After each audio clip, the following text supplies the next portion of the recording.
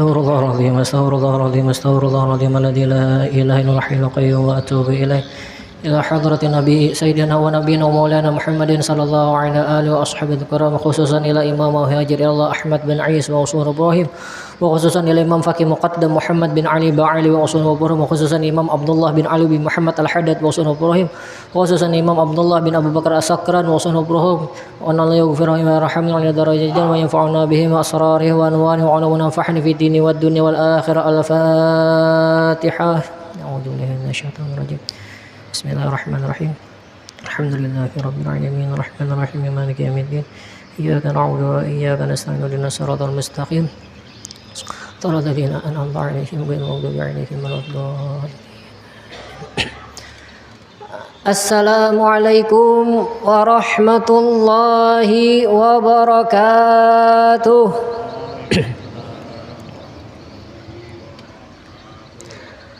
Alhamdulillah. Alhamdulillahi rabbil alamin. Nahmaduhu wa nasta'inu wa nastaghfiruh. Wa na'udzu billahi min syururi anfusina wa min sayyiati a'malina. May yahdihillahu fala mudilla lahu wa may yudlil fala hadiyalah. Asyhadu an la ilaha illallah wahdahu la syarika lah. Wa asyhadu anna sayyidana Muhammadan 'abduhu wa rasuluhu wa la nabiyya ba'dah.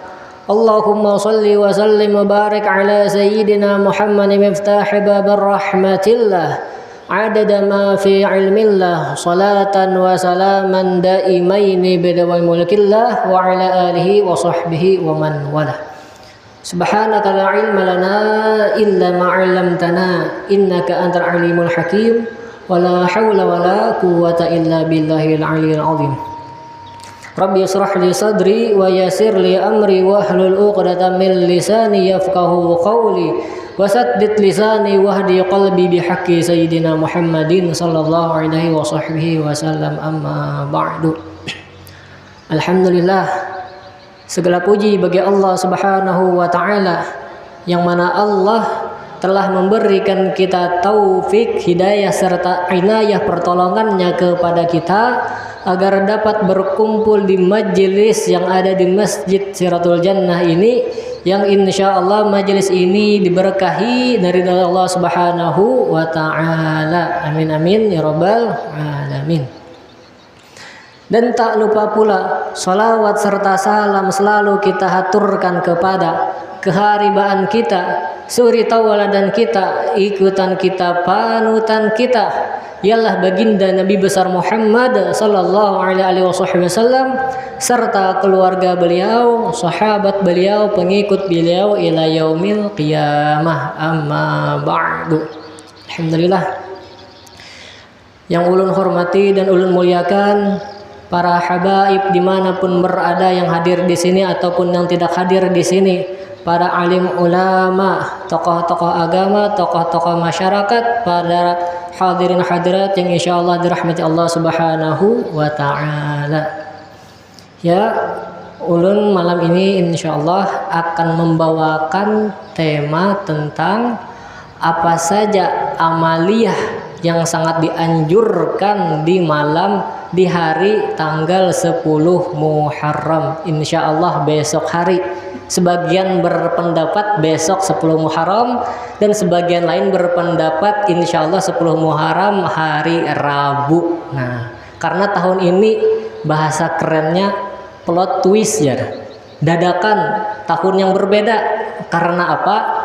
Karena 1 Muharram di tahun ini berbeda pendapat ulama. Makanya kan di sosial media tuh abut orang, ada mengatakan 1 Muharram jatuh pada tanggal 7 Juli, sebagian lagi mengatakan 1 Muharram jatuh pada tanggal 8 Juli. Nah, kenapa tuh beda pendapat ulama? Karena di dalam ilmu bulan, melihat bulan itu ada 2 cara. Pertama dengan cara hisab, yang kedua dengan cara ru'yah. Nah, yang mengatakan tanggal 7 Juli itu 1 Muharram, itu ulama menggunakan ilmu hisab yang kayak kita lihat di tanggal-tanggal tuh. Tanggal 1 Muharram jatuhnya pada tanggal 7 Juli.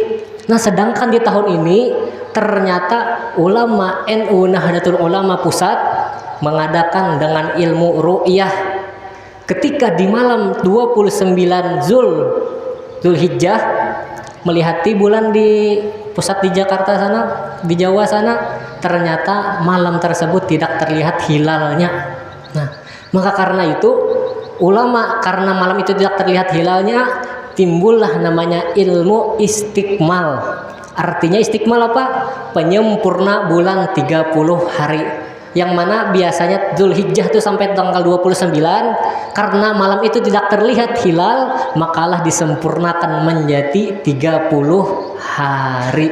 Nah, maka karena itu menurut ulama yang menggunakan ilmu ru'yah seperti Nahdlatul Ulama Pusat, mereka menetapkan 1 Muharram itu tanggal 8 Juli tadi. Sedangkan ulama yang menggunakan ilmu hisab itu menetapkan tanggal 7 Juli. Maka karena itu timbul pertanyaan, kayak mana aja Ustadz, hendak puasa Asyura tanggal berapa garang? Besok kah? Hari Rabu kah? Nah, banyak pertanyaan gitu. Hendak puasa Asyura ini besok kah? Hari Rabu kah? Nah, maka karena itu insya Allah yang akan ulun bahas kena pembahasan solusi bagaimana mengatasi perihal tersebut, dan juga apa juga amaliyah yang pantas kita laksanakan ketika di hari 10 Muharram tersebut. Nah, itu akan kita bahas. Insya Allah sebelum masuk tanggal 10 Muharram akan ulun bahas kenapa, apakah bulan Muharram ini termasuk bulan yang dimuliakan Allah Subhanahu wa taala? Jelas. Dalilnya mana?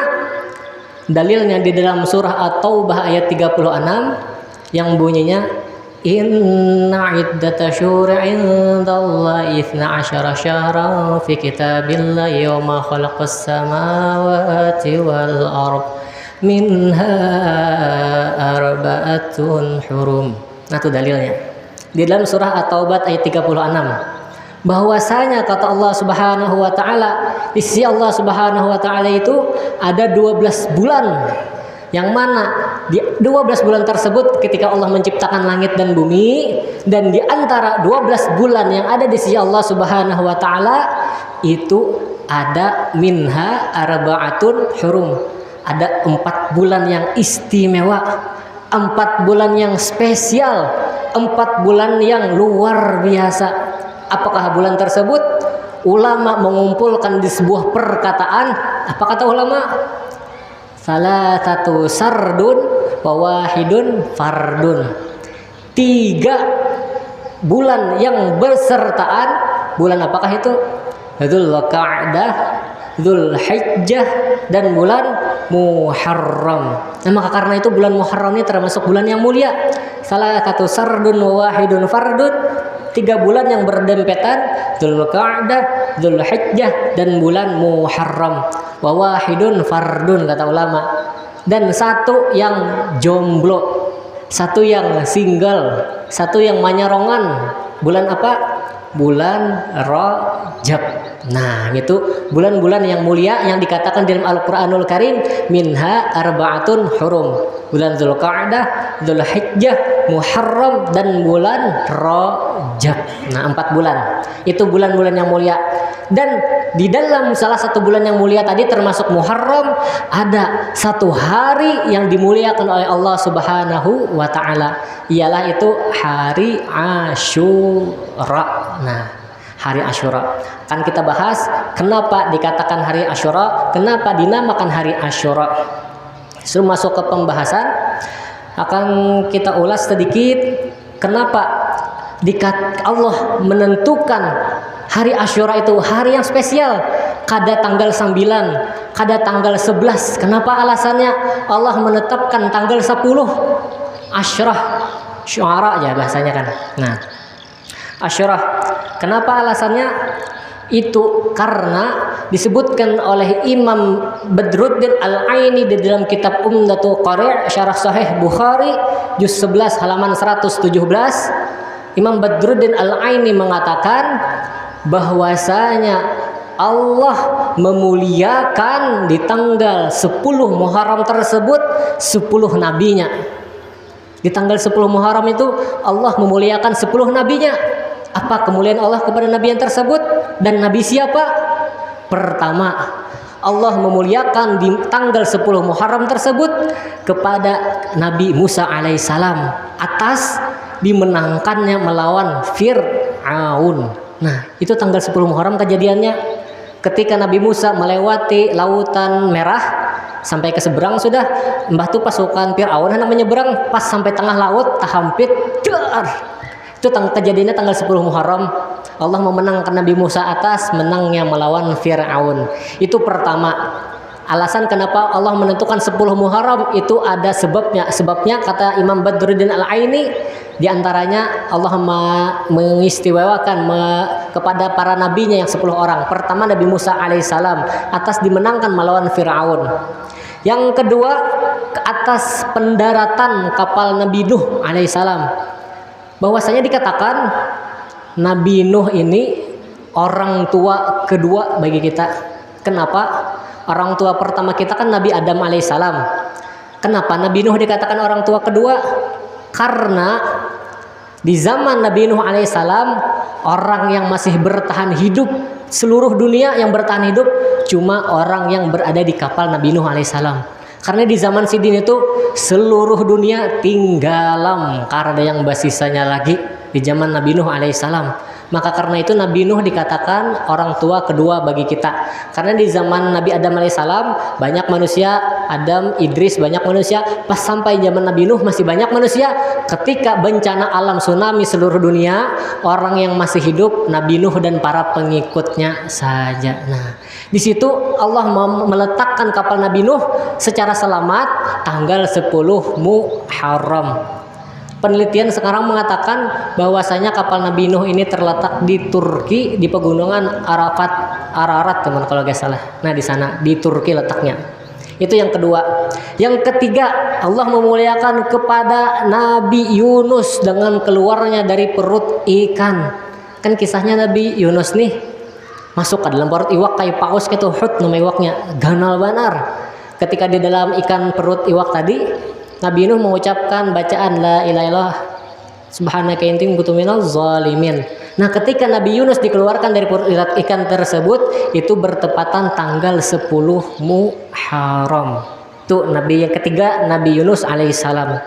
Dan yang keempat Allah kepada Nabi Adam alaihissalam Allah memberikan ampunan kepada beliau. Kita itu kan ceritanya kan Nabi Adam nih di dalam surga memakan buah khuldi yang dimana diminta oleh sang istri Hawa, yang mana sang istri Hawa diminta oleh iblis. Nah, maka karena itu Nabi Adam nih berdosa karena makan yang larangan Allah, kan diperintahkan Allah jangan memakan buah khuldi, sedangkan Nabi Adam memakan buah khuldi. Maka karena itu Nabi Adam diturunkan ke permukaan bumi dan dianggap berdosa, dan Allah mengampuni dosa Nabi Adam itu bertepatan tanggal 10 Muharram. Itu yang keempat Nabi Adam alaihissalam. Dan yang kelima ialah keselamatan Nabi Yusuf dengan keluar dari sumur pembuangan. Ya, kisahnya kan Nabi Yusuf nih saking bahirinya sedang sanak sidin, saking dicintainya oleh orang tuanya Yakub, Nabi Yusuf nih dihiri oleh saudaranya yang lain. Saking bahirinya berencana hendak membunuh Nabi Yusuf. Tapi jar saikung dan sanaknya banyak, ada 5, ada 6, ada berapa itu. Salah satunya bilang jangan kita bunuh, kita masukkan ke dalam sumur aja ya. Nah, maka karena itu Nabi Yusuf dimasukkan ke dalam sumur dan ditemukan dan diselamatkan di dalam sumur oleh seorang tijarah pedagang. Setelah itu baru dijual Nabi Yusuf ke Zulaikha, menterinya kan. Nah, itu ketika diselamatkan Nabi Yusuf di dalam sumur tadi itu bertepatan tanggal 10 Muharram. Itu yang kelima Nabi Yusuf alaihissalam. Dan yang keenam kelahiran Nabi Isa alaihissalam. Kelahiran Nabi Isa alaihissalam. Maka karena itu di antara orang yang memuliakan malam 10 Muharram ialah orang Yahudi dan orang Nasrani. Bahkan mereka orang Yahudi dan orang Nasrani itu ketika masuk 10 Muharram mereka berpuasa. Dalilnya ada di dalam hadis sahih disebutkan orang Yahudi dan orang Nasrani ketika tanggal 10 Muharram mereka berpuasa. Mereka berpuasa karena apa? karena dimenangkannya, sedangkan orang Yahudi karena dimenangkannya Nabi Musa alaihissalam mengalahkan Fir'aun, sedangkan orang Nasrani berpuasa karena tanggal 10 Muharram Nabi Isa dilahirkan. Bagi kita Nabi Isa, sedangkan bagi orang Nasrani ialah Yesus. Nah, tanggal 10 Muharram dilahirkan. Maka karena itu mereka berpuasa di tanggal 10 tersebut. Nah, itulah yang keenam Nabi Isa alaihissalam. Dan yang ketujuh, ampunan Allah untuk Nabi Daud alaihissalam. Nah, apa pertanyaannya? Kenapa Nabi Daud ini salah apa kepada Allah? Ada yang tahulah kesalahan Nabi Daud ini apa kepada Allah? Kesalahan Nabi Daud ialah disebutkan di sebuah riwayat bahwasanya Nabi Daud ini menginginkan seorang istri dari seorang petani. Nah, di kiaunya petani kan, datang sini aja, ikam carayakan bini ikam, mbah tuh ikam carai, besanku bini ikam aja. Hanya sidin mengawini bini petani tadi, itu kesalahan Nabi Daud alaihissalam. Nah, itu di dalam sebuah riwayat mengatakan, karena itu Allah mengampuni Nabi Daud alaihissalam bertepatan pada tanggal 10 Muharram. Nah, itu Nabi yang ketujuh dapat ampunan ialah Nabi Daud alaihi salam. Yang ketujuh. Dan yang kedelapan, dilahirkannya abah seluruh agama. Siapa? Nabi Ibrahim alaihi salam. Nabi Ibrahim pun dilahirkan pada tanggal 10 Muharram juga. Nah, yang kesembilan, ampunan kesembuhan untuk Nabi Yakub alaihi salam dari penglihatannya yang buta. Kan ceritanya nih, Nabi Yakub ini mempunyai anak Nabi Ismail. Ketika Nabi Ismail disangka meninggal dunia, diterkam oleh serigala, dikabarkan oleh saudaranya yang lain kepada orang tuanya Yakub. Ketika itu Nabi Yakub menangis, saking menangisnya sampai kering banyu mata, sampai mata Nabi Yakub ini buta. Nah, waktunya sembuh kapan? Ketika Nabi Yakub tahu bahwasanya Nabi Yusuf masih hidup dan menjadi seorang menteri pemerintahan. Disitulah Allah menyembuhkan mata Nabi Yakub pas berjuang bertepatan pada tanggal 10 Muharram. Dan yang terakhir yang pasti di 10 Muharram ini ialah Nabi kita baginda Nabi Muhammad sallallahu alaihi wasallam mendapatkan ampunan dosa sidin yang terdahulu dan maupun akan datang. Itulah kenapa keistimewaan Allah memberikan kepada 10 Muharram. Allah menetapkan kepada 10 Muharram. Di balik itu semua karena ada keistimewaan kepada ke-10 Nabi Allah Subhanahu wa ta'ala. Itu alasan kenapa 10 Muharram dilaksanakan puasa dan diistimewakan. Disebutkan di dalam sebuah hadis Sahih Imam Bukhari, Sahih Bukhari dan Muslim, yang bunyi hadisnya, kenapa orang Yahudi dan orang Nasrani berpuasa tanggal 10 Muharram juga, dan kenapa ulama, dan kita kembali ke pembahasan sebelumnya, kenapa ulama Nahdlatul Ulama pusat menetapkan ilmu istiqmal penyempurna 30 hari tadi. Alasannya kenapa? Karena membawakan sebuah hadis sahih dari Imam Bukhari, Imam Muslim, yang bunyi hadisnya, sumu li ru'yatihi wa aftiru li ru'yatihi fa inna gubbiya alaikum fa akmilu iddata sya'bana 30. Yang artinya, berpuasalah kalian atau kalian berbukalah, maka jikalau digaibkan atau ditutup atas kalian penglihatan hilal maksudnya, maka hendaklah menyempurnakan Sya'ban itu 30 hari. Ini kan pembahasan di dalam hadis ini membahas tentang bulan Ramadan, tapi bisa dibawa untuk ilmu menetapkan 1 Muharram. Maka karena itu Nahdlatul Ulama Pusat mengamalkan hadis ini untuk kejadian tahun ini. Makalah perbedaan itu ada mengatakan 1 Muharram jatuh pada tanggal 8 Juli dan ilmu hisabnya menjatuhkan 1 Muharram jatuh pada tanggal 7 Juli. Nah, itu karena alasan mereka juga ada. Apakah salah kita berpuasa di tanggal 9 Muharram? Hari ini kan jatuh 9 Muharram. Yang mengatakan 7 Juli tadi, apakah salah? Tidak. Apakah salah mengatakan besok puasa Tasu'a? Tidak juga semuanya benar karena masing-masing ada alasan tertentu. Nah, masuk kita ke dalam pembahasan kayak apa jar? Misalkan hendak puasa Asyura, yang mana Ustadz yang bujur? Besokkah atau hari Rabu kah? Yang mana yang bujurnya puasa Asyura nih? Banyak betakun gitu nah. Kada di Instagram, kada langsung betakun. Hendak puasanya yang mana garang? Apakah besok tanggal 10 Muharram atau ke hari Rabu 10 Muharram? Karena berbeda pendapat ulama di tahun ini. Jawabannya berpuasalah 3 hari. Nah itu jawabannya. Puasanya kayak apa? Niatnya kayak apa? Niatnya cukup simpel. Kayak apa contohnya? Karena contohnya sengajaku puasa sunnah di bulan Muharram karena Allah Ta'ala cukup. Karena puasa sunat tidak disyaratkan ta'yin. Ta'yin itu menentukan nama puasanya. Atau puasa tasyikah, puasa Asyura kada disyaratkan. Cukup mengatakan sengajaku puasa sunnah di bulan Muharram karena Allah Ta'ala itu sudah mencakup puasa Tasu'a, puasa Asyura, puasa Ayyamul Bid, sudah mencakup semuanya.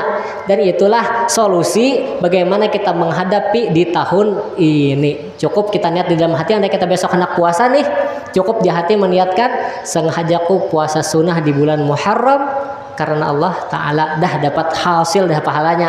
Itu maupun dapat puasa ke-9 Muharram kah, puasa ke-10 Muharram kah, dapat dan hasil. Dalilnya mana? Dalilnya disebutkan hadis riwayat Ibnu Abbas radhiyallahu anhuma, lamma shoma Rasulullah sallallahu alaihi wasallam yauma Asyura wa amara bisiyamihi qalu ya Rasulullah innahu yaumun tu'azzimul yahuda wan nasara. Yang artinya diriwayatkan hadis daripada Ibnu Abbas, manakala Rasulullah sallallahu alaihi wasallam berpuasa apa? Berpuasa Asyura. Nabi ini puasa Asyura nih kisahnya. Puasa Asyura Nabi, kemudian Nabi memerintahkan para sahabatnya yang hadir di hadapan Nabi untuk melaksanakan puasa. Tetapi sahabat berkata kepada Nabi, apa kata sahabat? Ya Rasulullah, wahai Rasulullah, innahu, bahwasanya hari Asyura 10 Muharram tersebut yaumun, ialah hari tu'azzimuhu Yahuda wan Nasara, yang mana 10 Muharram tersebut hari yang diagungkannya, yang dimuliakannya oleh orang Yahudi dan orang Nasrani. Nah itu jawaban para sahabat. Kayak mana aja kita, sedangkan orang Yahudi, orang Nasrani mengagungkan 10 Muharram, kayak mana kita puasa di tanggal 10 Muharram? Sahabat ini bingung. Andai kata kita puasa di tanggal 10 Muharram, otomatis mirip nih dengan orang Yahudi. Yalah, mirip dengan orang Nasrani. Apa jawaban Nabi? Ini dalilnya. Faqala idza kana 'amul muqbil insyaallah sumna al-yauma tasi', kata Nabi. Maka apabila adalah tahun depan kita sawat manamui jar Nabi, insya Allah, maka hendaklah kita berpuasa di hari ke-9, kata Nabi. Nabi mengatakan hadis ini ketika Nabi berumur sudah 63 tahun. Nabi kan mengatakan ketika ini di tanggal 10 Muharram, sedangkan Nabi meninggal tanggal 12 Rabiul Awal. Jadinya Nabi kersot menamui, tapi jar Nabi apa? Apabila kita menemui tahun depan, menamui lagi 10 Muharram, maka hendaklah kita berpuasa di hari ke-9. Lanjutan hadisnya apa? Qala Ibnu Abbas, falam ya'ti 'amul muqbil hatta tufiya Rasulullah sallallahu alaihi wasallam. Ternyata tidaklah sampai tahun depan, ketika Nabi mengucapkan hadis tersebut, tidaklah sampai tahun depan melainkan Rasulullah sallallahu alaihi wasallam telah diwafatkan. Jadinya Nabi bujur kada menggawi puasa Tasu'a, kada menggawi Nabi, tapi Nabi menyuruh kita umatnya untuk menggawi puasa Tasu'a. Alasannya kenapa? Agar membedakan kita kaum muslim dengan kaum Nasrani dan Yahudi. Nah itu alasan pertama. Alasan kedua, agar ihtiyat, kata ulama. Ihtiyat itu apa? Berhati-hati. Berhati-hatinya contohnya kayak tahun ini. berbeda pendapat kan ulama, ada yang mengatakan 10 Muharram besok, ada yang mengatakan 10 Muharram hari Rabu. Nah, berbeda pendapat ulama. Andai kata kita puasa di hari ini, besok dan hari Rabu, insya Allah Tasu'a kah Asyura sabarataan dapat. Nah, dalilnya mana mengatakan puasa 3 hari? Ada lagi dalilnya, disebutkan oleh Imam Ahmad bin Hanbal riwayat lain daripada Ibnu Abbas radhiyallahu anhuma, yang bunyi hadisnya, sumu yauman Asyura wa khalifu yahuda wa sumu qablahu yauman wa ba'dahu yauman. Nah, itu dalilnya. Hadis lain mengatakan, artinya berpuasalah kalian di hari Asyura, dan salahilah, bedakanlah kalian dengan orang Yahudi. Bagaimana cara membedakannya? Caranya kata Nabi, wasumu qablahu yauman, berpuasalah kalian sebelum datang hari Asyura 1 hari, ya maksudnya tanggal 9 Muharram. Dan lanjutan hadisnya, wa ba'dahu yauman, dan berpuasalah kalian sesudah tanggal 10 Muharram, ialah tanggal 11 Muharram. Nah, maka karena itu kita dianjurkan ulama, bahkan dianjurkan oleh baginda Nabi, berpuasa 3 hari berturut-turut. Misalkan hari ini, atau besok, atau hari Rabu, tambah pulang hari Kamis, insya Allah puasanya dapat barataan. Nah, itulah jawabannya bagaimana solusi untuk cara mendapatkan 10 Muharram tersebut. Nah, ringkasannya kayak ini, ulun menyimpulkan, misalkan persi ilmu hisab itu 9 Muharram jatuh pada hari Senin, 10 Muharram jatuh pada hari Selasa, 11 Muharram jatuh pada hari Rabu. Itu menurut ilmu hisab. Sedangkan menurut ilmu ruqyah, 9 Muharram jatuh pada hari Selasa besok, dan 10 Muharram jatuh pada hari Rabu, dan 11 Muharram jatuh pada hari Kamis. Itu menurut ilmu hisab. Insya Allah bila hendak dapat sebartan puasanya, berpuasa mulai besok, niatnya cukup mudah. Sengajaku puasa di bulan Muharram karena Allah Ta'ala. Nah, itulah untuk solusi jawaban daripada permasalahan yang kita hadapi saat ini. Itulah. Dan di sini karena ini temanya amaliyah yang sangat dianjurkan di bulan Muharram, akan ulun ungkaikan satu. Yang pertama sudah kita bahas sebelumnya, ketika masuk 10 Muharram kita sangat dianjurkan puasa. Dalilnya mana? Dalilnya disebutkan oleh baginda Nabi SAW riwayat Imam Muslim, siyamu yauma Asyura ahtasibu 'ala Allah ayyukaffira sanatallati qablah. Barang siapa yang puasa di hari 10 Muharram atau puasa Asyura, maka Allah tebus dosa orang tersebut di tahun yang telah berlalu. Artinya dosa-dosa kita terdahulu dihapuskan Allah Subhanahu wa taala. Dosa apa? Dosa-dosa kita yang kecil. Bila dosa ganal, caranya bertaubat, taubatan nasuha. Ini maksud di dalam hadis ini dosa yang kecil. Dosa yang kecil ini jangan kita anggap remeh. Kita kan mengira, aja dosa halus saja, Jar. Kayak itu, Jar. Coba kita bayangkan secara logika aja. Ulun memulai logikanya. Misalkan kita bisi hutang 1.000, bujur kita anggap remeh. Misalkan bebanyak, Pang, di hutang kita 1.000 jadi 100.000. Karena pulang jadi 1 juta, karena jadi 10 juta. Asalnya halus jadi bebanyak, berat lah rasanya. Berat kalau kayak itu juga dosa. Bujur dosa ini dosa kecil sedikit, karena ngaran dianggap remeh, bebanyak. Maka salah satu dosa besar ialah menganggap remeh dosa kecil. Itu termasuk juga memperbesar dosa. Nah, makanya kan secara logika aja hutang banyak, bingung kita kepikiran kayak cara melunasinya. Kayak itu juga dosa kecil kebanyakan. Bagaimana cara melunasinya? Di antara cara kita melunasi dosa tersebut ialah dengan berpuasa di tanggal 10 Muharram, puasa Asyura. Kayak itu aja ibaratnya kita nih banyak besi hutang 10 juta. Timbul mendadak ada donatur hendak membayari hutang kita 10 juta nih, aku aja yang membayari ya. bila kada lapang lah pikiran tuh, guring nyaman bang, guring dah gitu, kada kepikiran lagi lah. Nah kayak itu juga dosa nih, dosa kita diampuni, siapa mengampuni? Allah Subhanahu Wa Taala dengan kita melaksanakan puasa di tanggal 10 Muharram. Dan itu juga kebanyakan dosa ini termasuk sesuatu hal yang menyebabkan lapahnya rezeki datang. Misalkan rezeki lapah datang, itu mungkin kebanyakan dosa halus yang kita gawe. Tabuka aurat kah apakah itu diantaranya, atau juga seharian aur galau kau pikiran napa-napa kah dipikirakan gitu. Nah itu diantaranya napa, kebanyakan dosa halus yang di dalam diri kita. Nah cara menyelesaikan dosa tersebut diantaranya kita dengan melaksanakan puasa di tanggal 10 Muharram. Nah itu tadi pertama amaliyahnya di tanggal 10 Muharram itu berpuasa. Dan yang kedua, nah yang kedua ini lebih bahagianya ibu-ibu dan anak-anak halus. Ini bahagia mendengar. Yang kedua nih, amaliyah yang diajarkan baginda Nabi SAW khusus di tanggal 10 Muharram apa? Ialah di hari 10 Muharram itu dianjurkan untuk tausi'atu 'alal 'iyali. Apa artinya?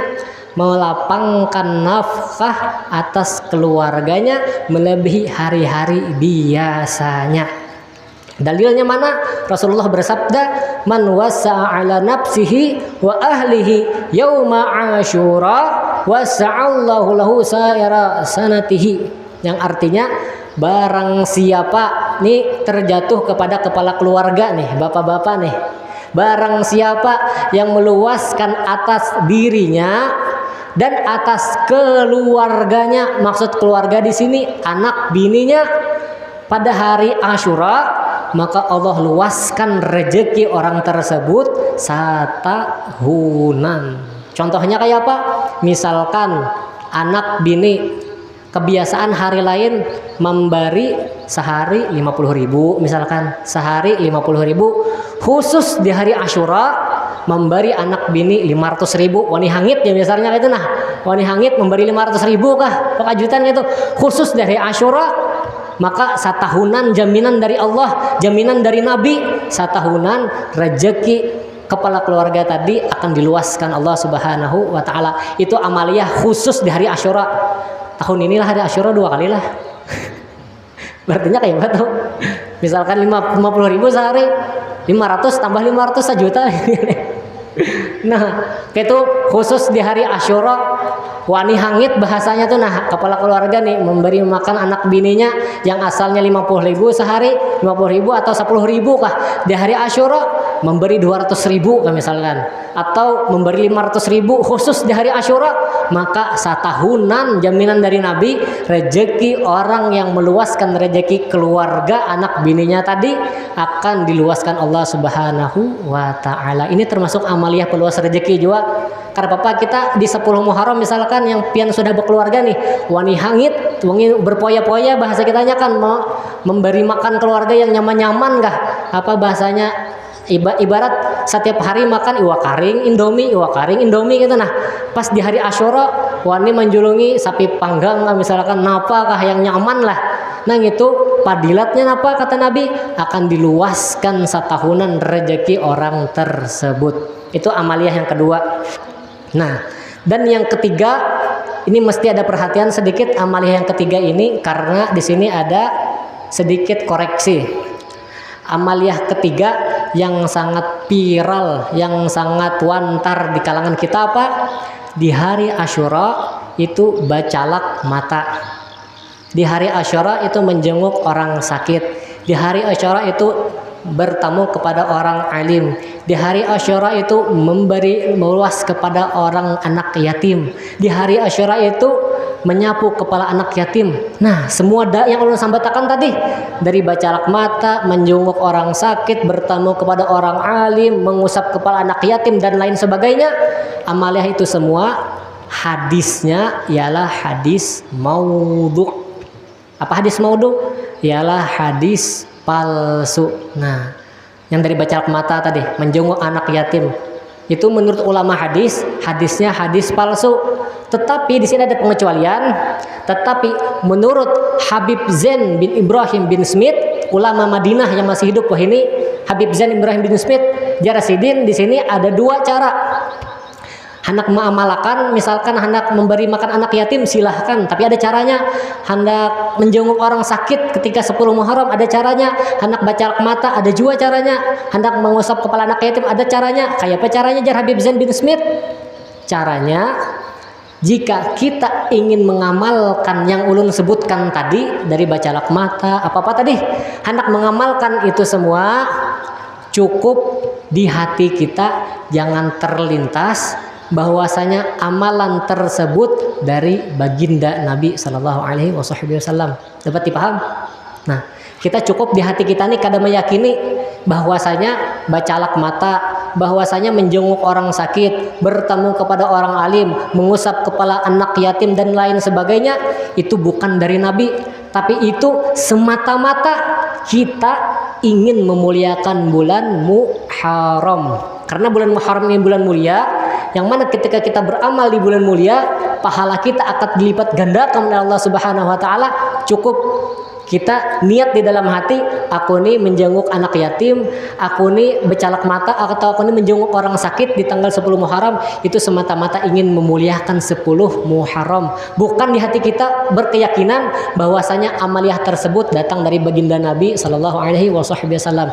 Karena andai kata kita meyakini bahwasanya bercalak mata, menjenguk orang sakit dan lain sebagainya ulun sebutkan tadi itu berasal dari Nabi, jatuhnya kita kena mendustakan Nabi. Karena Nabi tidak mengatakan hal demikian. Itu hadis palsu. Tapi cukup kita di hati kita kada meyakini, tapi kita ingin memuliakan bulan yang mulia dialah dan ingin memuliakan hari yang mulia 10 Muharram. Nah, itu kesimpulannya. Kesimpulan kita di hari ini, yang salahnya apa? Yang salahnya sudah kada puasa, sudah menyalahkan orang, membid'ah akan mulang. Nih itu yang salahnya. Sudah 10 Muharram kada bersedekah, sudah 10 Muharram menyembati kada bolehnya hadis palsu, sudah 10 Muharram ini itu emang benar, tapi inya kada menggawi bersedekah kada yang menyembati tadi, membid'ah akan mulang. Nah itu yang salah. Yang bujurnya kayak apa? Silahkan hendak memberi anak yatim makanan yang nyaman, hendak memberi anak yatim duit, menyapu kepalanya, apa yang bagus-bagus, silahkan. Tapi jangan dietikatkan dalam hati itu datangnya dari Nabi, tapi itu dengan karena kita memuliakan bulan Muharram. Bukan karena kan yang viral kita nih memberi kepada anak yatim tadi itu aja, sedangkan yang lebih afdalnya apa? Meluaskan rezeki anak dan bini kita. Nah, itu yang sangat dianjurkan baginda Nabi. Nah, kesimpulan pelajaran hari ini, pertama, amaliyahnya di hari 10 Asyura ialah berpuasa.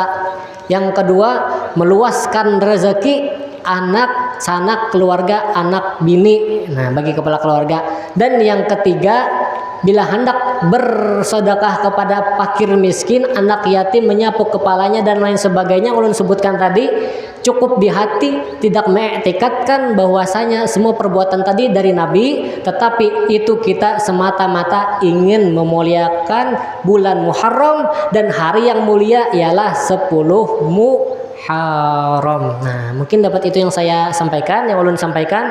Salah khilaf mohon dimaafkan. Wabillahi taufiq wal hidayah wa ridha wal inayah. Wassalamualaikum warahmatullahi wabarakatuh.